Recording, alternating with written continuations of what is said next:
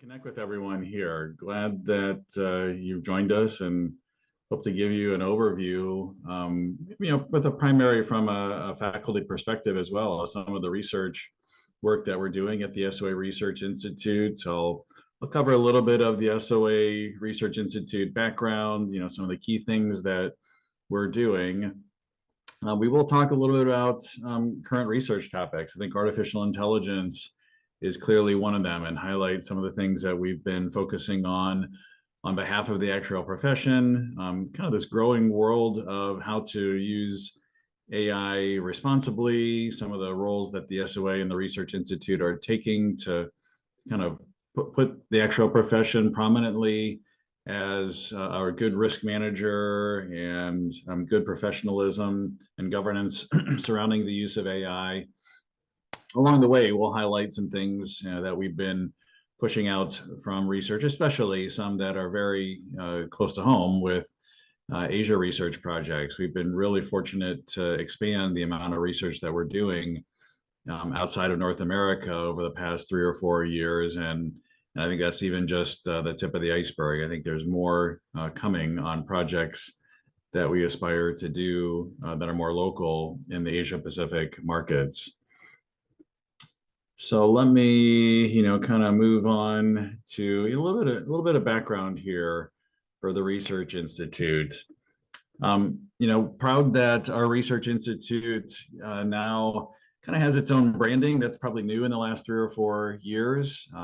Obviously, still very, very closely tied to the SOA. I mean, I wouldn't necessarily want to categorize it as distant or disparate from what goes on in our education and professional development. We are really, really involved in all that goes on with those areas of the SOA as well. But it does help kind of give a brand, or help give, I think it rolls off the tongue pretty easy to talk about the work that we do as part of our Research Institute. It's also probably opened some doors for the actuarial profession to participate in new places where it hasn't before, new partnerships, new ideas, and really with that phrasing of the Research Institute, it just allows us very quickly to jump into all the great things that we're doing, rather than here's the SOA, what do you do? Education and research and professional development. Oh, what type of research do you do? When we say the word Research Institute, that really just helps explain it, I think in short words, a lot better. We have a goal of really representing the profession well, and being inclusive in the type of people that we that we choose to do research projects. We have a proposal process that we'll walk through a little bit too, to talk about new things that we want to study. But it's been great to work with wide variety of types of researchers over the past 10 years since I've been here on staff, ranging from academics, ranging from consulting firms and insurance companies, ranging from even, people who are working day to day as an actuary and have an aspiration to kind of share knowledge and study new things, all on behalf and for the benefit of the actuarial profession. And then we publish them through our website. I think one of the great benefits is that there's no real paywall or anything. So the research that we do is available clearly to members, but a lot of it has, a societal and public focus to it as well. And therefore, having it published through our website makes it, free and available to regulators, to, non-members, to the general public. We use that a lot to connect with the media as well. It's pretty common that we'll have media interviews to talk about the research that we're doing, several coming up this week and next week to do that too. And glad that it's kind of open and available and objective research for everyone to take in. I mean, what the types of research that we do, maybe not surprising, experience studies are certainly a key part of our work. Experience studies are really, one of the main reasons the SOA started to do research. When the organization started back in 1949, several US-based life insurance companies kind of came together and said, we now have a growing set of individual life insurance. And since antitrust rules would prevent us from sending our personal information at our company, our internal information to other companies, we really needed a common place, a common conduit to study in the aggregate that research work. And so there were several organizations kind of floating around. They joined together to become the Society of Actuaries. And the first research study ever published became the 1941 CSO.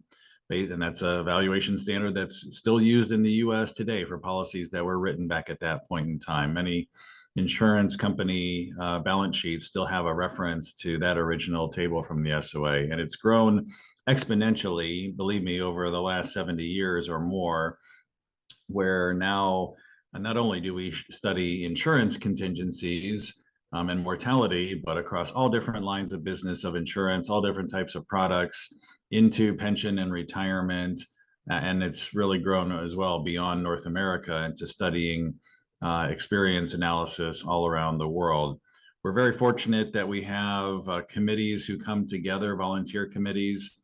Many of them are, the leading experts or specialize in the products that and contingencies that we're studying. So they bring that knowledge to the table. It's this huge benefit of being able to study collectively, that type of experience under the guidance and direction of our volunteer committees. Recently in the US insurance markets, we formed a partnership with LIMRA, which is the Life Insurance Market Research Association. They have many members all around the world. There are probably a lot of member companies in the markets where you might be teaching as well. And that partnership just enables us to get better data access. There's an enclave, that we've built with LIMRA to be able to collect information and do these types of experience studies, with our staff hands-on deep into all the data, running those types of queries. We have pretty strong interaction with actuarial regulators, not only in the US, but in growing in markets around the world. They're an important, not only are many of them members of the SOA, but they're an important constituent to us because the studies, especially experience studies that we do, end up being a strong input into the type of regulatory work that they do. They become the standards for valuing insurance liabilities or pension liabilities. They become the standards that, in the US, the Department of Labor and the IRS use for pension plans. They become the standards or the common language that the actual profession speaks with regulators. So when we're setting assumptions to do asset adequacy testing or cash flows or something like that, there's a common language of using SOA experience studies to set those assumptions. And we're doing a little bit more increasing global experience studies work as well. We've had participation in a wide variety of international experience studies, probably most prominently working with actuaries in mainland China as they developed a new individual life table and kind of keeping track of where those projects are going. We were working with the Social Security system in the Saudi Arabian market to help study their experience. And that's the types of things I think that we aspire to do. So if you're an academic and want to kind of partner with local companies and local regulators or ministries of finance to look at those types of experience projects, that's something that we would be more than happy to step into and assist with our guidance and work collaboratively on that type of work. Beyond experience studies, that's just kind of one of the major flavors of research that we do. We have practice research that we do. These practice research projects are driven so that they become papers and reports and things like that are on topics of the day, and they become very useful in helping the actual profession kind of stay in tune, stay up to speed with the benefit of the SOA behind them on new topics, new methods, new ideas that are emerging. We have 6 strategic research programs. They're on the screen here. They're very actively driven, led by staff, but actively driven by decisions from our volunteer steering committees that guide each one of them. Each of these will produce, say 10 or 12 different reports every year. Those committees are routinely brainstorming on what is new in those areas, what types of RFPs might be done. It's not surprising that things that the actual profession historically has been known for, aging and retirement, mortality and longevity, and especially in the US market, healthcare cost trends, are 3 of those strategic research programs. But we sort of pride ourselves too on making sure that we're always, on the leading edge of new things that are happening within the profession and within related industries. We have a program on actuarial innovation and technology that has been really valuable over the, as you can imagine, over the past years on studying analytics and data science and new techniques, and obviously in the more current days, getting a lot into artificial intelligence work as well. We have one on catastrophe and climate, which is certainly a growing risk that actuaries are working on all around the world. Regardless of what market that you're in, catastrophes, wildfires or typhoons or hurricanes or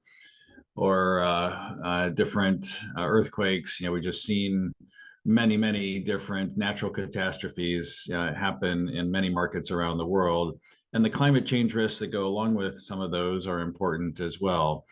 Some of the catastrophe that's studied there too are what I'll call like man-made catastrophes, a little bit of terrorism that's studied, cyber risks, things like that.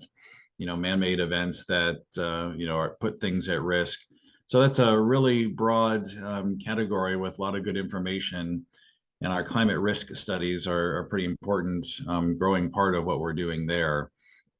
The final is on diversity, equity, inclusion, and a little bit more U.S. focus on that because those topics are more prominent in the U.S. But trying to do a lot more research that focuses on differences in socioeconomics, differences in access to healthcare by race, by ethnicity, by age and sex and things like that, and just trying to put the actual profession at the forefront of highlighting what the trends are and maybe coming up with solutions as well. I put this up here just as for a benefit. If you go to our SOA website, you'll pretty clearly see immediately, either in the middle of the page or down the left-hand guidance, the words Research Institute. If you click on that, you'll see this broad set of topic areas that we have been studying. They include those strategic research programs, but then even beyond that, a wide variety of topic areas where we're consistently working with our committees, working with sections, working with our program steering committees to highlight tons of different research projects for the benefit of the profession. And then finally, we try to emphasize as well, getting the word out about the research projects that we do. We've got a great partnership with our marketing communications area who helps us convey all that's going on to our membership and really even broader, the world around us. We do have a Research Insights podcast, as Yudish was mentioning. I host that and typically put out one episode a week, maybe 3 or 4 a month, and they cover typically the interviews with researchers who've been working on projects as we release them and give you a little bit of a taste of what the project's like. Every once in a while, we'll do special editions or kind of pick a topic that's going on in the current event world. The solar eclipse was a big thing here in the US over the last week, so we had a special podcast on the math and science behind that. But just a way to kind of get out to our members and maybe yourselves and your students, things that are going on in the actual profession, a quick, typically about 15 to 20-minute podcast, and a good way to digest that rather than pulling down reports. We have a playlist on SOA YouTube, a research playlist that does similarly, videos and conversations with authors of our projects. That's a good place to digest things as well. Probably most importantly, I would encourage you to follow the Society of Actuaries on social media. If you'd like, connect with me there. We do a heck of a lot as well in pushing things out in the Asia markets on WeChat and Weibo. That's a pretty active channel that our staff uses to communicate out, what's new, what types of research projects are there. More and more as well, we are publishing what I'll call executive summaries of some of our key research projects in simplified Chinese, posting them along. Our research is done in English as a first language, but doing a short summary in simplified Chinese for people to take a look at it that way as well. So with that, it's kind of like the background of the Research Institute. I did want to give a little bit of guidance on how you can participate with us or share with others around you the ways that research can be done, and your participation in it. I'm going to take a few minutes too, just to highlight what's going on in the artificial intelligence world, because that seems to be a place where we're growing in our research, going to be ever more impacting actuaries who are working, and the next generation of actuaries. It'll probably be just a common skill set that the next generation of actuaries are bringing with them to employers, and that's a great thing to see. Two things here. We do have a page, and I think it's listed down at the bottom of the links are there, how to get to our request for proposals. So if you go to the SOA website and click on the Research Institute, one of the things you'll see there is call for proposals.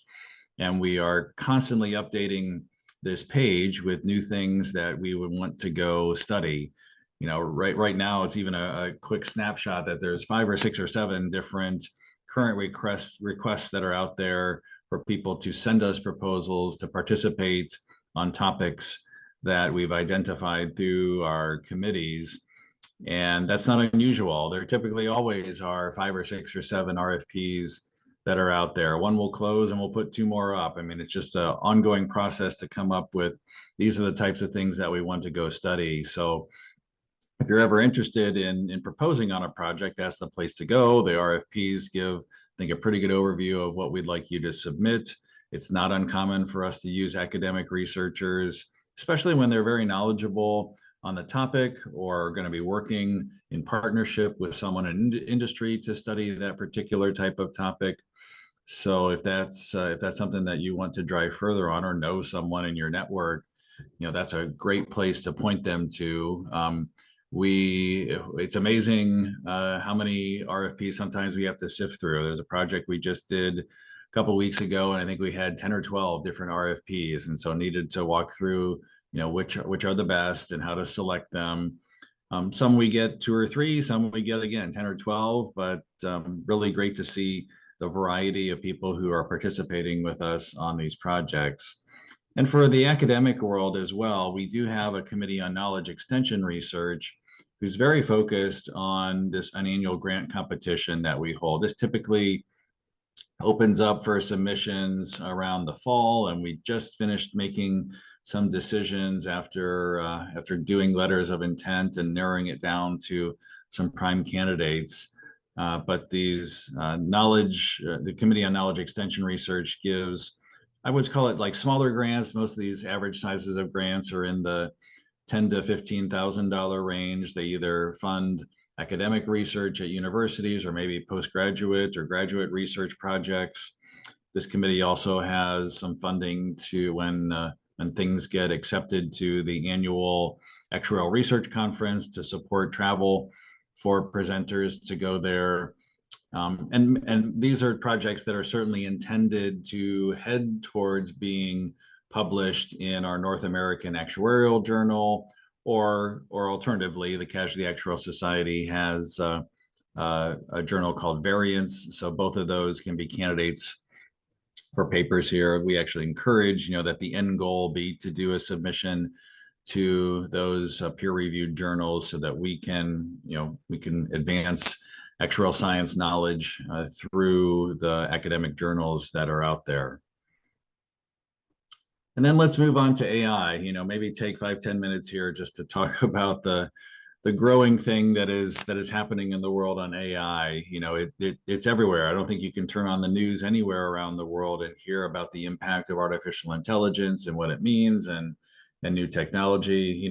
Certainly some shapes and forms have been around for a while, driverless vehicles, or even the common things that we see in our word processing, where it's predicting what the next word we're going to type in the Word document might be, or things like that. But the kind of the headlines for a while were whether is this going to be really, really good, or is it going to be really, really terrible? Could it destroy humanity? Things like that. I think I'm much, much more optimistic than some of those headlines might be. I think I'm more on dismissing AI, extinction fears, and looking for ways that transformative artificial intelligence and artificial general intelligence may be happening over the time. I think while there still might be a debate about being fearful or excited about it, I'm definitely, 95% on the excited side, already seeing some of the cool things that are happening within our profession, making use of it as a really, really, really helpful tool. We've done certainly some research projects already on the types of things that are happening within artificial intelligence. A main one that we just published here in the last like 6 weeks was a primer on generative AI for actuaries. It's linked here, but I'm sure if you do a quick Google, a search on the words primer, generative AI, SOA, it's the first thing that's going to come up. So I encourage you to do that. You'll go right to the landing page of the report, see the background of what was going on. And then also, it's a really helpful read on, a snapshot of at least the current ideas that actuaries are using for generative AI in their day-to-day work. There's a long list of activities that are in there. Some are very simple, some are more complex. And, I think the one thing that we probably have in our mindset is this report will probably be good for the next 12 or 18 months, and then we'll have to, redo it because there'll be so many more new concepts and new tools that both generative AI and artificial intelligence are doing along the way. The quick summary of this again does range from simple to complex. Some of the simpler things that the report mentions, using it for general productivity is certainly, what we're seeing in the business world in general. And then of course, actuaries leveraging that knowledge base of artificial intelligence. So something as simple as doing the closed captioning or summarizing a meeting, or even drafting content. I have to admit, I'm probably not the world's best author, but I've been using it a lot to, give me some writing ideas or to start things off for me, and then I will take it from there. I really love that it has this ability to leverage off large language models and be able to produce at least draft content that I, as a human, then need to review and edit and make sure I'm not taking someone else's intellectual property for sure, but for general productivity, that's really helpful.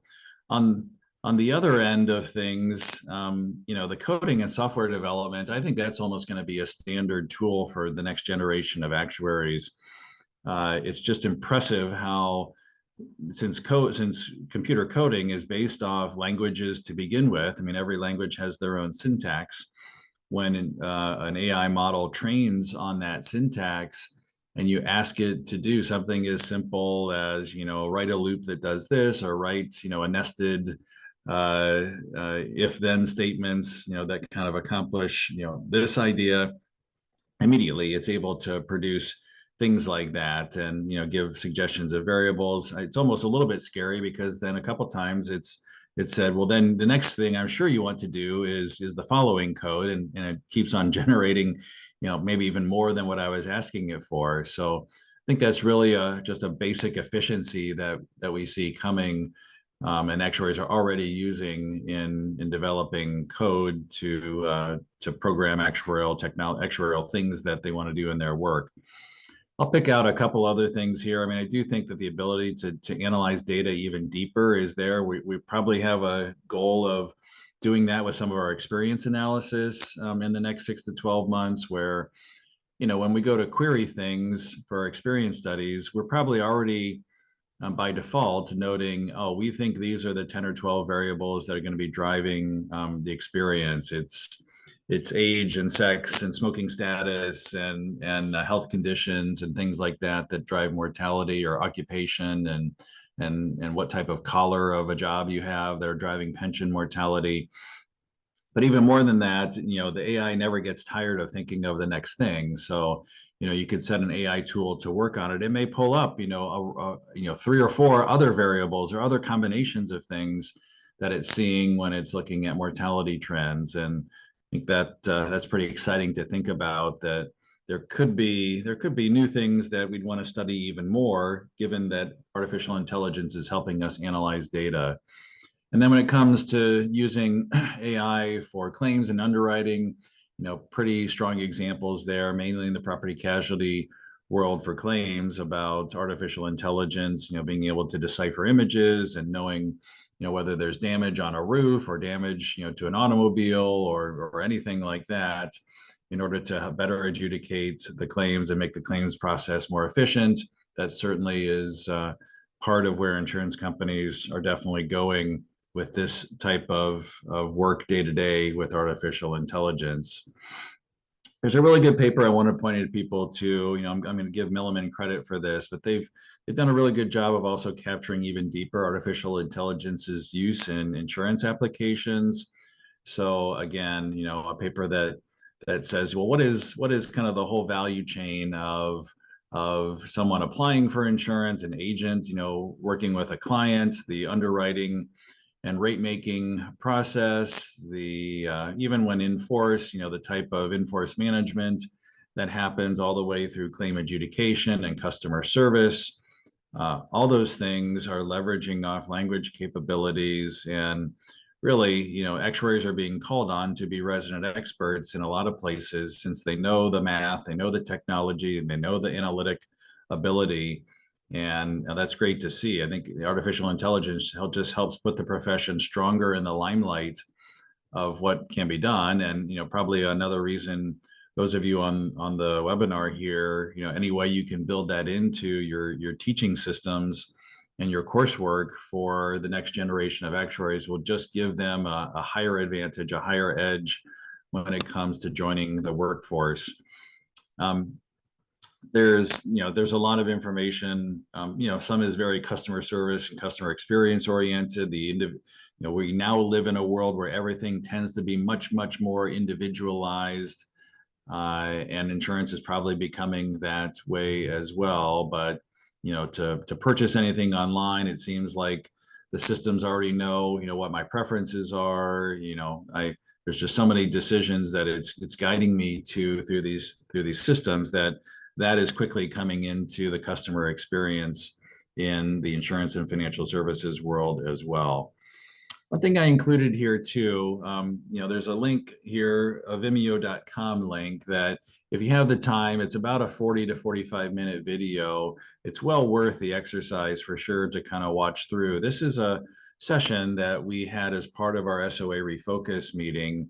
Refocus is our very prominent kind of our C-suite U.S. life insurance or North America insurance life insurance meeting, where attendees are CEOs and CFOs and chief actuaries and chief underwriters. It's where direct writers and reinsurers are meeting and talking in the hallways and networking and making deals and things like that. But a really great session that was actually moderated by our SOA president-elect, Amanda Hugg.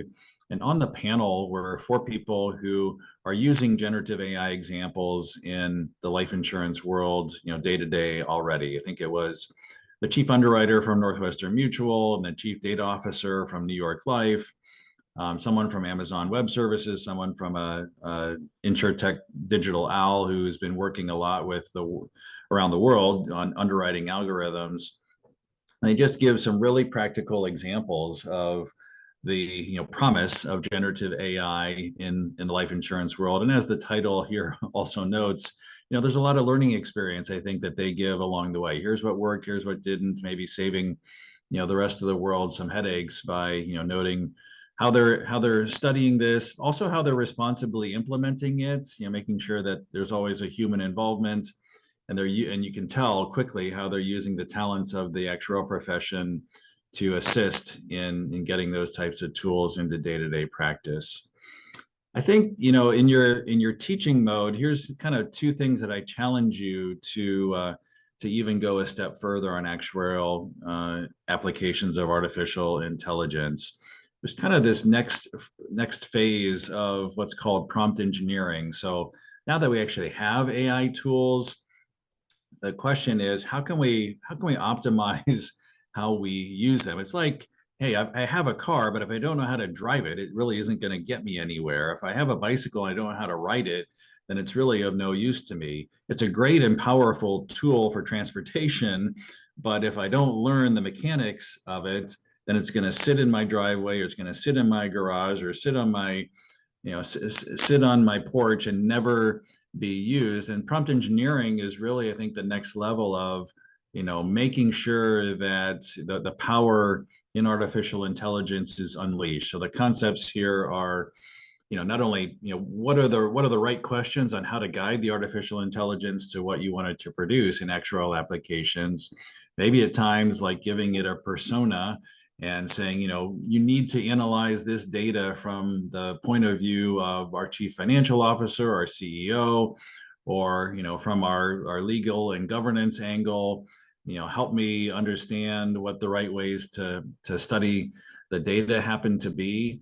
And I think that's becoming a more and more common conversation, is optimizing the use of this really powerful tool through prompt engineering.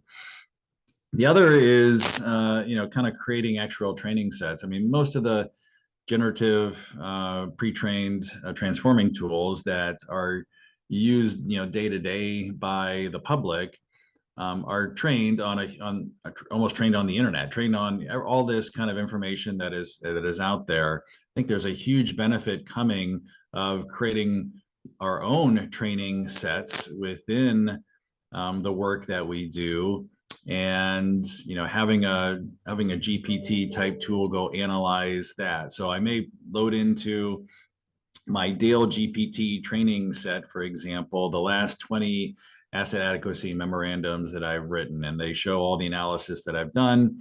And then I go and train my GPT tool on that and say, give me the summary of what the trends are from these most recent asset adequacy analyses, and put it in the language that I can use with my board of directors, create this persona. So building your own training sets, whether it's words, whether it's data, something like that, in a closed environment, and letting the tool train itself on that information rather than just a broad set of the internet information. Here's the case where we actually know what things are trained on, rather than the uncertainty of training happening with some of these tools on huge volumes of public information. I think that's a next level type of tool and a next level type of learning process that I would encourage in your teaching is, if we're going to get into AI, then here's the business practical applications. How do we do actuarial training sets that then we put an actuarial GPT against to generate things that we're looking for? There's a question out there, of course, what the risk and opportunities are. I'll quickly note, there have been other transformative eras that many of us have lived through, or the world has seen over the past couple hundred years. Industrial Revolution, people were probably asking at that point, hey, is this machine thing a good or bad thing? It's going to eliminate some jobs, yet it increases efficiency of our society, infinitely more. And in turn, there was this transformation in that industrial revolution by even creating new industries that we couldn't even think of. The internet revolution, the dot-com revolution, was probably part of that as well. I mean, there are some professions that are just different than what they were 30 years ago. Travel agents, I guess, are an example. Used to be you'd have to kind of submit your request, come back maybe 3 or 4 days later. The travel agent would have done, this research on antiquated systems that we would consider today, and we'd have to choose, what flights we want to get on, or what hotel we want to use. Well, those are days gone by for sure. Obviously, we're doing that all through the power of the internet and a whole new digital economy. Everything's more efficient. So, on the right-hand side of the screen is this book that we've used a little bit in the past, not only with our board of directors, but I found really, really important to kind of think about, how do we know what the future of professions are, what of the actuarial profession, I guess, in this case. Is there this grave outcome that we're expecting, or is it just a whirlwind of opportunity?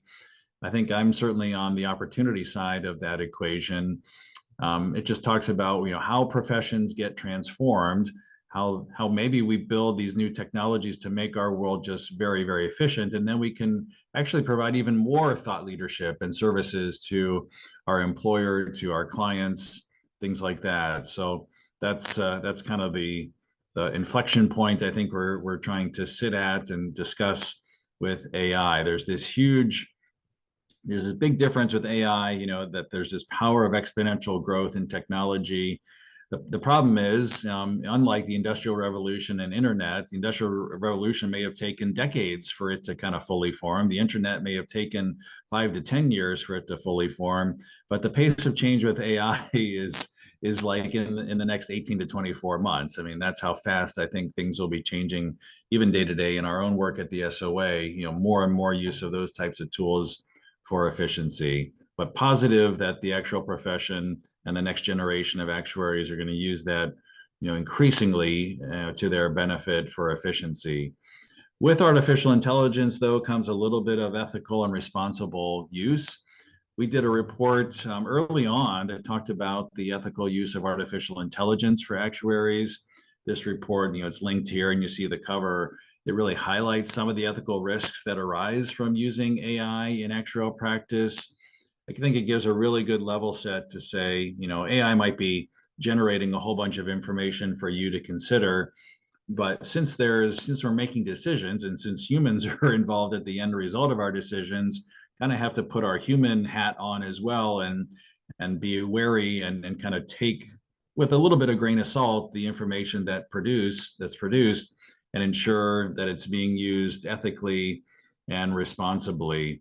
There's kind of a pillar system that is built into that particular report that walks through things that you should be aware of. Obviously, responsibility is kind of key, number one. The report talks about, different types of responsibility for using ethical use of artificial intelligence. I mean, to the extent where you don't use it right, there could be criminal liability, there could be direct liability, and so you need to make sure that you're using artificial intelligence responsibly. Kind of the responsibility rests with the actuary or the team that produces applications or output based on AI, and making sure that they're, looking at this through the human lens. Transparency is important too. If conclusions from artificial intelligence use are derived, then how do we know how it was linking all the things together? I think this is where the mathematics underlying machine learning and artificial intelligence are for the benefit of actuaries. We know where some of this predictive analytics of the next word in my Word document, or a set of ideas that the AI might be linking together, where they come from. And so transparency is encouraged to be at the core of the use of artificial intelligence within our work as actuaries. Predictability is really important. Does the AI environment provide a sense of where it's coming up with similar results if I were to run it 10 or 15 or 20 times in a row? Try to minimize the occurrence of unpredictable outcomes in building your system. Auditability probably goes a little bit with transparency as well. How can we continuously track the actions that the intelligence went through in order to develop something that came out of it? And then incorruptibility is there as well, making sure that it's robust against manipulation, making sure that you understand what the artificial intelligence is trained on. So I think that's a good reference for you and maybe your students as well, who are trying to understand what's in it for them, or what that means for artificial intelligence in the future. There's obviously some limitations just to be aware of too. Obviously, artificial intelligence output only as good as what it's trained on. Have to understand the context. We could put into artificial intelligence system, that your favorite team won the world championship 10 times in a row. It wouldn't understand the irony or the context, whether that's a true or false statement. And so kind of have to know what is inside the training to know what the artificial intelligence will be producing. And I think, we're still at the generative point of all of this. It's spitting out a lot of potentially helpful information. I think we're not quite yet at maybe the advisory potential of artificial intelligence. Yeah, there might be like investment robo-advisors and things like that, but it's really not really taking in, like a human can, the full context of decision making and advisement for taking action. So think that's still a limitation that the world is trying to battle with. We at the SOA are really involved and growing every day, it seems, on making sure that the actual profession is strongly a part of the advancement of AI, using it increasingly in their work, using it responsibly. And our research institute has actually been selected in the last couple months to participate in the U.S. in an AI Safety Institute consortium. We had the President Biden in his office give an executive order back in October, November of last year, saying that this is a priority for the Department of Commerce in the United States. There is a National Institute of Standards and Technology that took that charge and created a consortium. We were one of probably almost 1,000 different entities that applied to be part of it, and we were selected to do that, probably because of some of the past experience that we've already had on doing projects and writing up the responsible use of artificial intelligence for the insurance and financial services industries. It's a great group to be part of. You'll probably see more output from us on articles and writing and stuff like that, reports.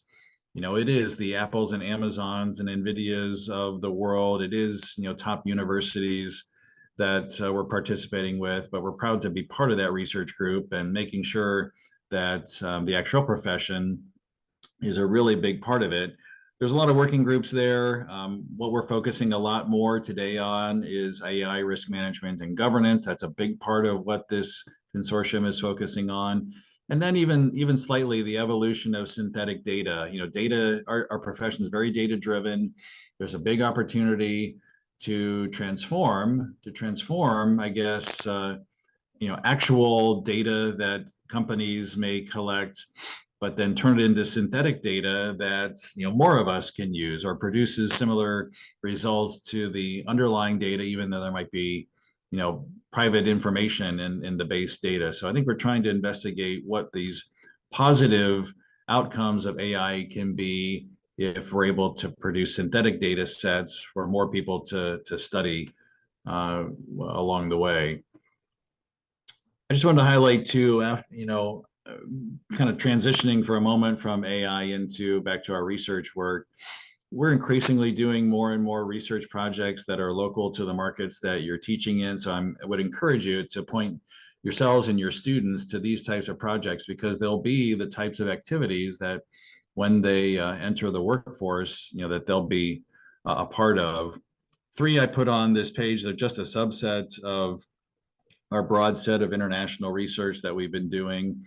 We're really fortunate to have Xiao Xu, who's a lecturer at the University of New South Wales, be an extension of our SOA staff in the local time zones.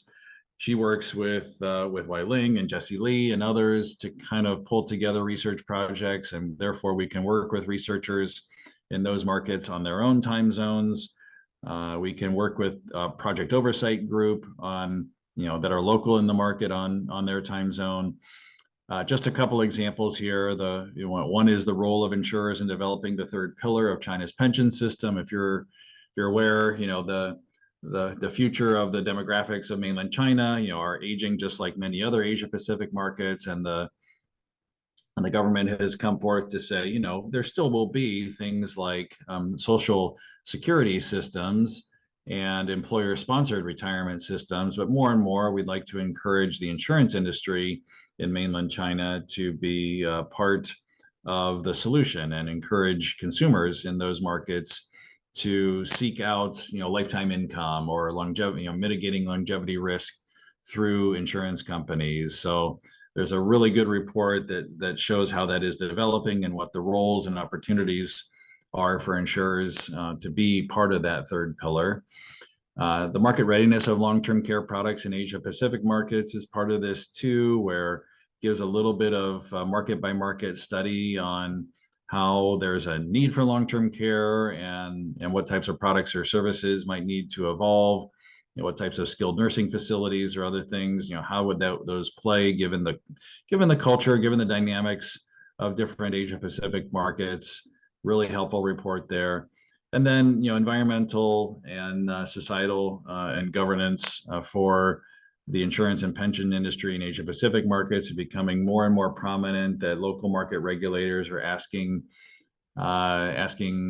pension plans and insurance companies and others to consider different environmental risks, making sure they have good governance, paying attention to their role in society. So that report gives a highlight of all that's going on in those markets and kind of things to come in those markets. Let me just finish up then here with kind of the collaboration opportunities that we've been investing more time in at the SOA, but also collaborating with local market academics. A lot of partnership opportunities that are out there. We've had a lot of focus recently on growing our connection with corporations, with foundations, even with regulators, to sponsor additional research. We can do more if we find projects that are in the wheelhouse, I guess, of others who are out there who have the capital and want to fund the type of research. We feel that we're known for being a very data driven and objective in our research, and companies and foundations like that they can hire us to do the research and work with us to do the research, knowing that there'll be an objective analysis as we work to do that research. We're participating more and more with universities to be part of broader grant proposals. So in your academic world, if there's an opportunity that you're thinking about, applying to different organizations for grants, one of the things that we've had success on, and shown on the right-hand side of the page, is, we're now part of a National Science Foundation grant in the United States to research wildfire research applications. It's in partnership with Temple University and University of California, Irvine, and using aeronautics and space data to look down on what different areas of the U.S. are focusing on drought and wildfire. And we're able to be of benefit there, because while it's a very intense academic and technical project, we have the ability to be the translation of that academic work to a much broader audience. Actuaries are going to want to hear about what universities are studying. Regulators are going to know how actuaries can put this type of knowledge into practice. So if you're contemplating that, especially with international organizations, the United Nations, the the World Bank, places like that, those are places where we think that we're able to partner up with universities on a lot of different, not just actuarial science type things, but retirement or business or economics type projects, and be successful as part of and that kind of rises the tide of everyone when we partner with other organizations on those types of projects. The student opportunities too. You heard Tiffany talking earlier about the Research Case Study Challenge. That gets published around the first of the year. Submissions were due for that in March. We just announced the semifinalists. You can see them on the screen. They are very, very global in nature, covering many, many different continents, which is great to see. We get submissions from so many different places around the world.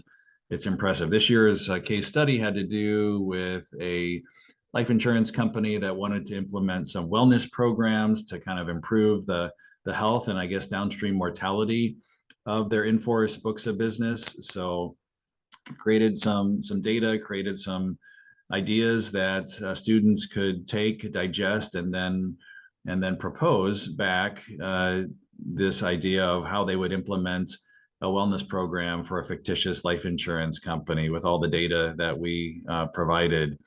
So it's a great exercise that students really like. Many universities are using this as a capstone sort of project, getting together a team, working as a team, working as like a proxy consulting firm. And so there's this increasing interaction with students. We also have a few places where we're partnering with universities to become, to use their student talent as part of our research projects. We have an example of that now with Purdue University in the US. I think we'd like to expand that, more globally. So if you have ideas where we can work with you and your students on some of our research that we're doing, that would be great to hear about as well. So that's kind of the conclusion of my formal presentation here. On this screen, I just list things like, again, where to follow, some websites, web links to look at. If you want to connect on LinkedIn, that would be great. I think I try to push out through my LinkedIn the wide variety of things that we're doing in the research world. So whether it's releasing a new project or the launching of a new podcast, or even, we're going to be presenting at our US based life and annuity conference next week. And we'll certainly highlight some of the sessions that our research is being highlighted there. Feel free to connect with me on LinkedIn and say, hey, we connected, we saw you at the Asia Faculty Webcast. Be great to hear more about what you're doing and connect that way.